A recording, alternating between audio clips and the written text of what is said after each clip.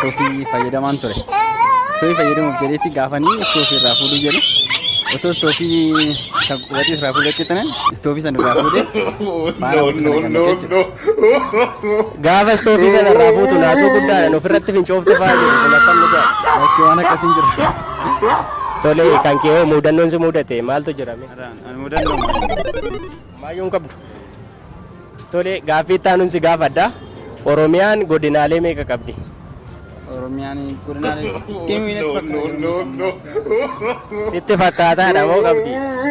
Irraanfadheetiin jira. Godinaalee 20 fi bulchiinsa magaalaa 2 natti fakkaata. Tole ati fakkeenyaaf hiriyaa qabda naan jedhani gaafan dhaga'u.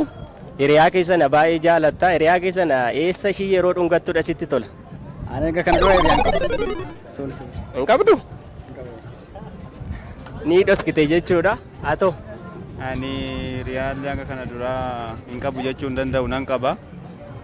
Fuula ishee yoo dhungattu fuulumshii qofa. Kan kanarraa nafe ati yakka irraa bilisa jechuudha. Eeyyee bilisaadha. Tolee nagaan turaa galatooma. Keenya ammas akkuma itti fufetti jira. Ittaan sun immoo keessummaa nu biratti argaman kana isiniif qabannee dhiyaanne irraa isaan immoo maqaa isaanii nutti himu. Maqaan keessan eenyu jedhamtu? Ani maqaan koo Daanyee Jifaaraan jedhama.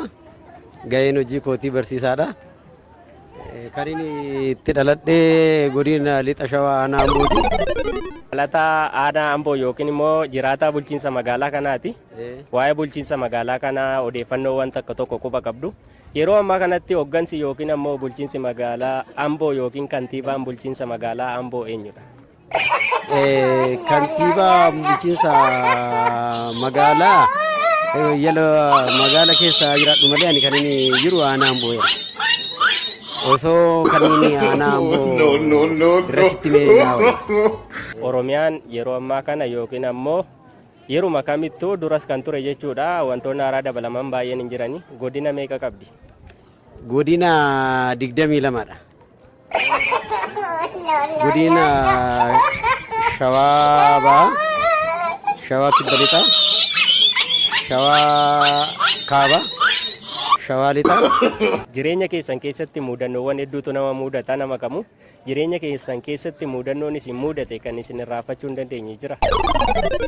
Jireenya koo keessatti kan na mudate namoonni baay'een illee mudannoo kana itti baay'een isaanii kolfuu danda'u. Ani jireenya koo keessatti mudannoon na mudate tokkotu jira wanta takkaan irraanfanne. Innis maalidha? Yeroon ani barataa kutaa 6-7 wayii ture as Ambootti mana paastaa wayii seenne ijoollee faana nyaachuu. Paastaa sana nyaannee gaafa immoo takka olee bulee naannoo kutaa 8 ga'u gara Wallagga Lixaa Gimbiittan bade.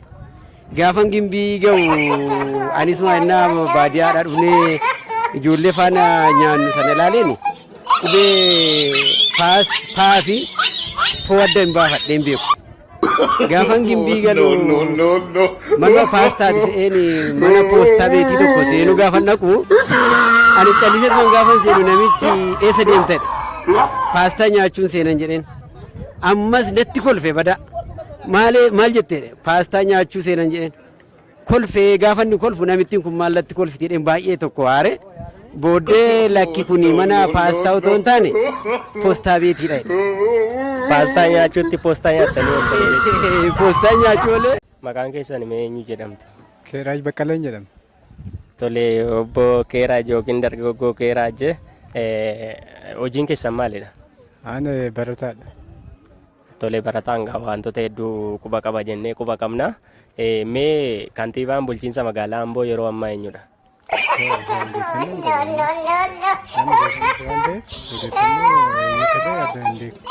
Akkamitti odeeffannoo dhabdu?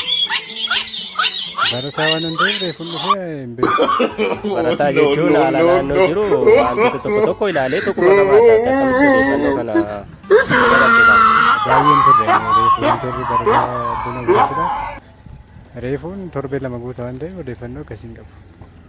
Tole Oromiyaan godinaalee meeqa qabdi? Oromiyaan godina 21. Mee muraasa isaanii nu kaasa? Shawaa Lixaa, Shawaa Bahaa, Shawaa Kaabaa. Wallagga Lixaa, Wallagga Bahaa. Bara jireenya kee keessatti mudannoon ati hin daganne kasi mudate jira?